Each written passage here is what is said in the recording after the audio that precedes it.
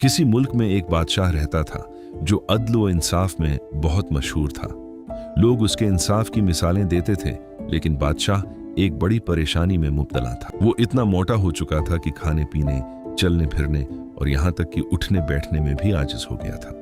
बादशाह ने मुल्क के नमूर हकीम बुलाए ताकि वो उसके मोटापे का इलाज कर सकें, मगर किसी दवा और किसी नुस्खे से कोई फायदा न हुआ। बादशाह की परेशानी बढ़ती जा रही थी। वो सोचता था कि अगर मैं उसी तरह मोटा होता रहा तो एक दिन बिल्कुल बेबस हो जाऊंगा। एक दिन दरबार में एक अजीब नजूमी आया। वो खामोशी से बादशाह के सामने खड़ा हुआ और बोला, बादशाह सलामत, मैं आपका हाथ देखना चाहता हूं। बादशाह ने किस्मत का हाल जानने के लिए अपना हाथ आगे बढ़ाया। नजूमी ने उसका हाथ गौर से देखा और चेहरे पर संजीदगी छा गई। नजूमी ने कहा, बादशाह सलामत, जान की अमान पाऊं तो कुछ अर्ज करूं। फिर उसने आहिस्ता से कहा, आपकी मौत आने में सिर्फ 60 दिन बाकी हैं। यह सुनकर बादशाह गुस्से और खौफ से कांपने लगा। उसने चीख कर कहा, तुम बकवास करते हो, और फौरन हुक्म दिया कि नजूमी को कैद में डाल दिया जाए।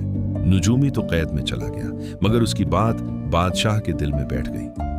अब हर गुजरता हुआ दिन उसे अपनी मौत के और करीब महसूस होने लगा। खौफ ने उसका खाना पीना तकरीबन खत्म कर दिया। वो दिन बदन कमजोर और दुबला होने लगा और हर दिन अपनी मौत के इंतजार में गुजारता रहा। आखिरकार 60वां दिन भी गुजर गया, मगर बादशाह जिंदा था।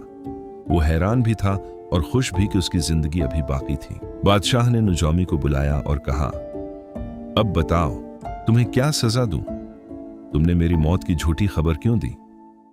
नजूमी ने अदब से जवाब दिया, बादशाह सलामत, मैं नजूमी नहीं बल्कि एक हकीम हूं। मेरे पास आपके मोटापे के इलाज का और कोई तरीका नहीं था। यह सुनकर बादशाह बेहद खुश हुआ।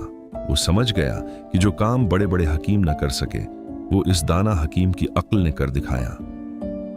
हकीम ने बादशाह से कहा, इंसान को चाहिए कि वो खाने के लिए जिंदा न रहे, बल्कि जिंदा और तंदुरुस्त रहने के लिए खाए। और यही उस कहानी का सबसे बड़ा सबक है, कम खाना, सेहतमंद रहना। यही असल दानाई है।